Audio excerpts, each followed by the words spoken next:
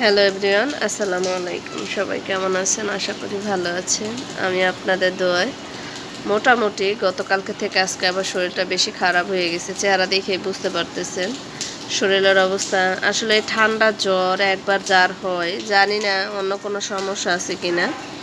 তো শরীর এত ব্যথা, তো দেখি আর কয়েকটা দিন দেখবো, দেখার পরে হচ্ছে একটু ডাক্তার দেখাবো। এখন দেখেন বাহিরের যে অবস্থা, বৃষ্টি কোনোভাবেই থামতেছে না।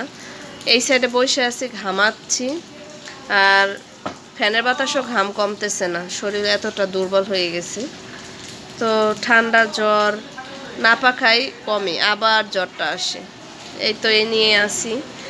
আজকে মন মানসিকতা তেমন একটা ভালো না, শরীরের অবস্থাও খুবই খারাপ। চুলায় গ্যাস নাই, রান্না বসাইছি, গ্যাস কমে গেছে। রান্না করতে গেলে মাথা নষ্ট হয়ে যায়, কি রান্না করব না করব বুঝতেছি না।